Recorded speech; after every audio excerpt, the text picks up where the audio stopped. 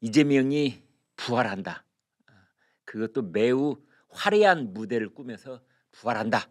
지금 이제 이런 얘기가 나오고 있습니다. 드디어 이준석 국민의힘 대표가 이 문제를 정식으로 거론하기 시작했습니다.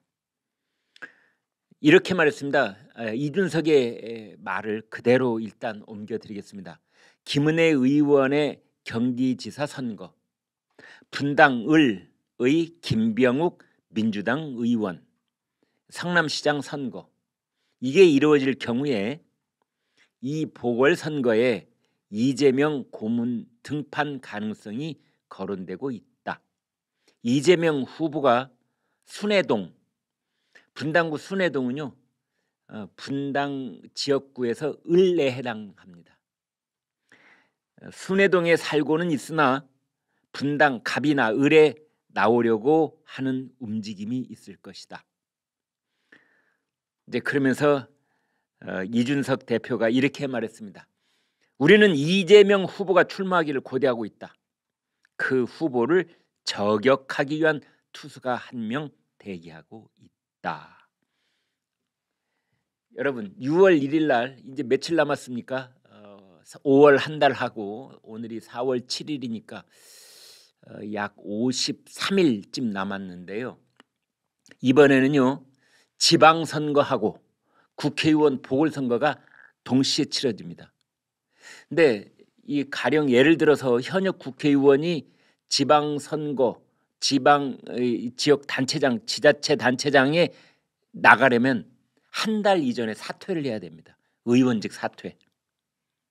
그래서 지금 국민의힘 대통령 당선인 그 대변인했던 김은혜, 이 분당 갑지역구 김은혜 의원이 경기도지사에 출마를 하면 이제 5월 1일 날 또는 4월 말일 날 의원직을 내놔야 됩니다. 지금 말씀드린 김병욱, 여기도 지금 성남시장에 출마를 하려고 한답니다. 성남시장.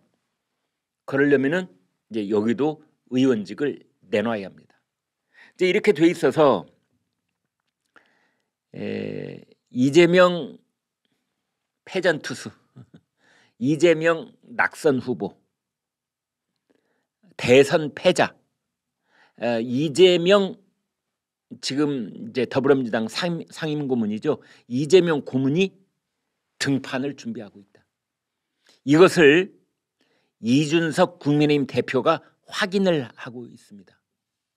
이제 그러면서 그를 저격하기 위한 투수가 한 명 대기하고 있다. 그래서 그 투수가 누구냐? 국민의힘에서 나설 투수가 누구냐? 지금 여러 군데 확인을 해본 결과 원희룡이랍니다.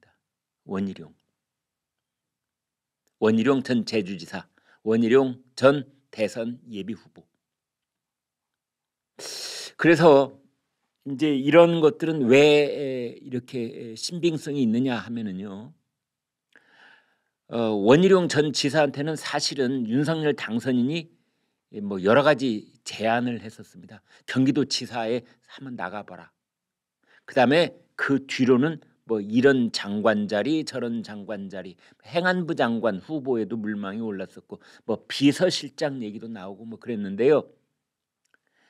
원희룡 전 제주지사를 아주 잘 아는 사람의 얘기를 제가 오늘 전해드리겠습니다. 원희룡 지사는 그런 거 다 필요 없고 국회의원 배지 달래 이거랍니다. 그래서 원희룡 전 지사는 사실은 서울 종로구 보궐선거에 나가려고 했었습니다. 그런데 아무튼 이 복잡한 사정이 있습니다만 어찌어찌 해서 최재형 전 감사원장이 종로에 출마해서 무난히 당선이 돼서 지금은 최재형 국회의원이 됐지 않습니까? 원래는 그 자리는 나야. 그리고 많은 정치 분석가들도 그렇게 말했었습니다. 원희룡이 종로구 출마할 것이다. 그런데 이제 그게 무산이 되면서 원희룡 전 제주지사 입장에서 본다면 예비 선거가 끝난 다음에 뭐 유승민, 홍준표 다 나몰라라 하고 자기 일을 하고 있을 때 원희룡만 유일하게 윤석열 캠프에 들어와가지고 뭐 오체 투지하듯이 열심히 했지 않습니까? 그래서 윤석열 당선인이 자기를 종로구 국회의원 보궐선거 후보로 내보내줄 줄 본인도 철석같이 믿고 있었던 겁니다. 근데 이제 그게 아무튼 뜻대로 안 됐죠. 이제 그 이후에 윤석열 당선인이 원희룡 전 제주지사에게 경기도지사 출마해라, 밀어주겠다 그랬는데 원희룡 손사래를 친 겁니다. 싫다. 그래서 어제 오늘 취재를 해보니 원희룡 전 제주지사는 오로지 국회의원. 그래서 이준석 대표가 말하는 이제 이 분당 갑 국회의원 보궐선거에 김은혜가 물러나고 거기가 빈자리가 됐을 때 누구하고 붙느냐? 이재명과 원희룡, 원희룡과 이재명. 여러분 저희 방송에도 원희룡 전 제주지사 두어 차례 출연을 했었지 않습니까? 그럴 때 대장동 사태에 대해서 그 본질을 진짜 칠판에다가 써가면서 아주 시원하게 분석을 한 적이 있는데요. 그래서 대장동 일타 강사 원희룡 이렇게 됐지 않습니까? 그러니까 이재명 후보 입장에서 본다면은 제일 무서운 호랑이가 원희룡일 수도 있는 겁니다. OK 목장의 결투가 대장동을 한번 붙더니 이제 분당 갑에서 한번 붙을 수가 있다. 대장동 시즌 2 원희룡 대 이재명, 이재명 대 원희룡. 이 가능성이 점점 높아지고 있다. 둘이 맞짱을 뜨게 됐다. 지금 이제 그런 얘기가 나오고 있습니다. 거기만 얘기가 나오고 있는 게 아니고요. 또 한 군데 더 얘기가 나오고 있는데 그것은 인천 계양구라는 지역구입니다. 거기 국회의원이 송영길이었습니다. 그런데 지금 서울로 이사 왔지 않습니까?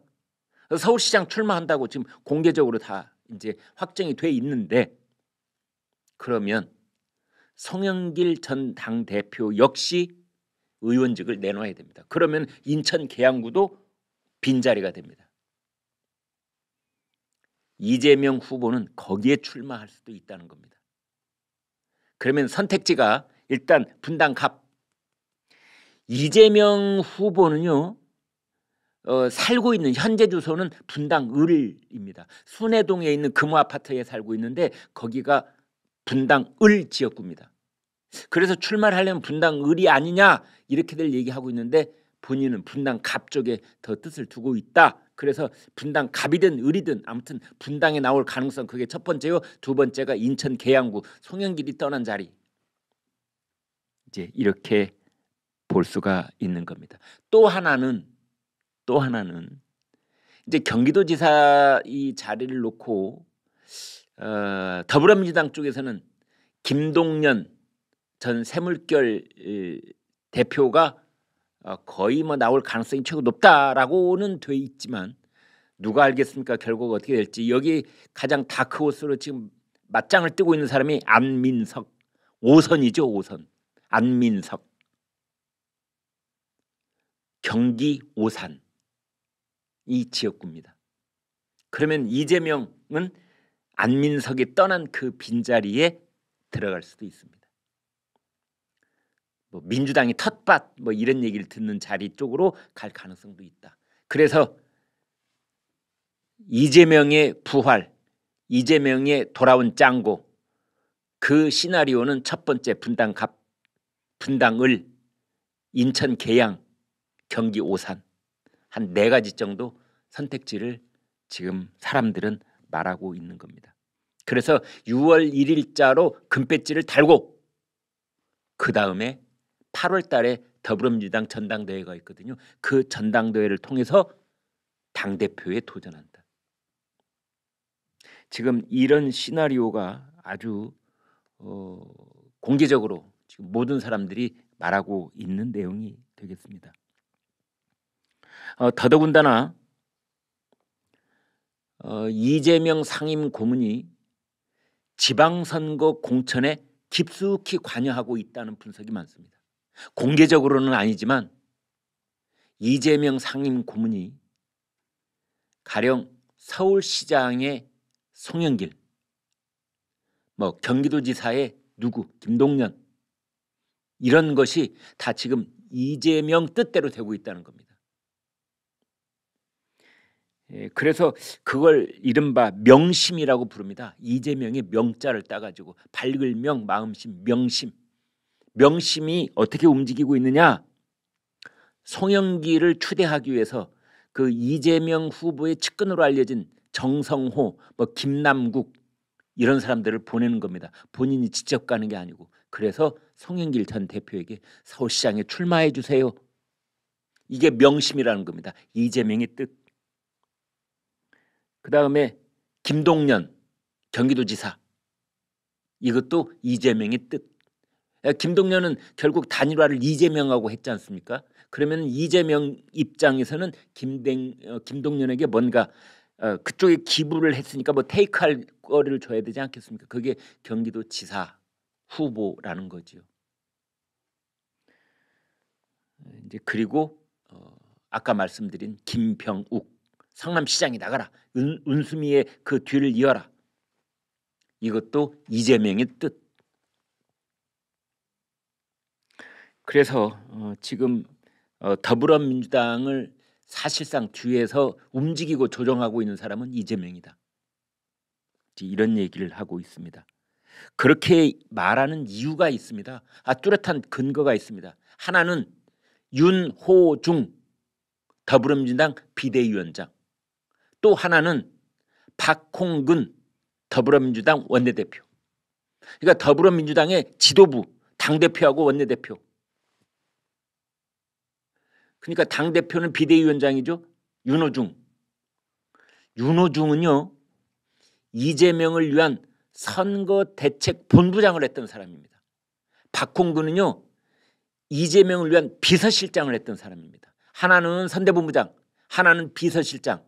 그런데 이 사람이 지금 더불어민주당의 최고 지도부인 비상대책위원장과 원내대표를 하고 있는 겁니다. 그래서 지금 더불어민주당은 이재명의 뜻, 명심대로 움직이고 있고 6월 1일 날 치러지는 경기도 지역에서의 국회의원 보궐선거에 이재명이 출마할 가능성이 점점 많아지고 있고 거기서 당선이 돼서 금배지를 달게 되면 그 배지를 달고 8월 달에 있는 전당대회에 출마를 해서 당을 장악할 것이다. 지금 이런 얘기들이 나오고 있습니다. 그렇게 하는 근거와 이유가 뭐냐? 세 가지가 있습니다. 세 가지. 하나는 이른바 젖잘싸 이 분위기에 올라타려고 하고 있는 겁니다. 이재명 고문이 젖잘싸 이게 뭐냐? 졌지만 잘 싸웠다 졌지만 잘 싸웠다 이게 젖잘싸입니다. 다 알고 계시죠? 젖잘싸 이런 분위기가 사실은 더불어민주당 지지층, 이재명 지지층, 좌파 진영 여기에 아주 팽배해 있습니다. 0.7 점수 차이로 졌다. 잘 싸웠다. 이재명이 아니었으면 누가 그런 정도라도 득표율을 올릴 수 있었겠느냐라는 말하고도 연결되어 있습니다. 그래서 이재명이 나서서 지방선거를 진두지휘하면은 새로운 변화가 올 수가 있다. 더불어민주당이 승리할 수도 있다. 뭐 이런 분위기가 있는 겁니다. 젖잘싸. 첫 번째는 젖잘싸. 두 번째는요. 아주 실질적인 이유인데요. 지금 더불어민주당에 이재명만한 인물이 없습니다.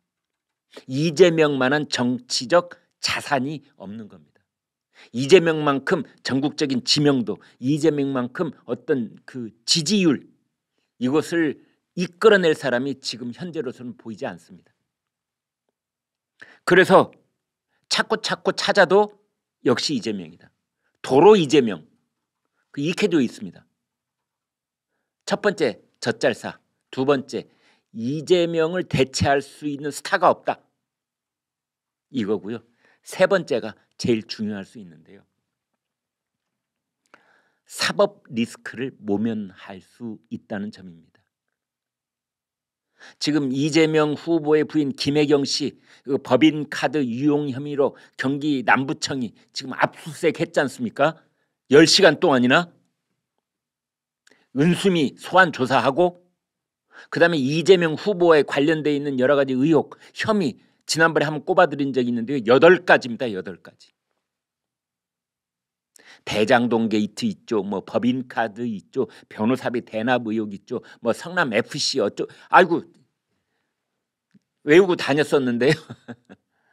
아무튼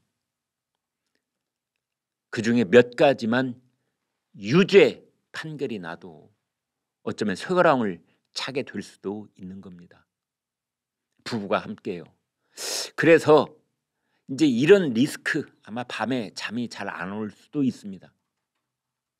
그래서 지금 이재명 고문 입장에서는 그렇게 자기를 향하고 있는 수사 당국의 이 수사의 칼끝을 피할 수 있는 제일 좋은 방법이 뭐냐? 금배지다는 겁니다. 여러분.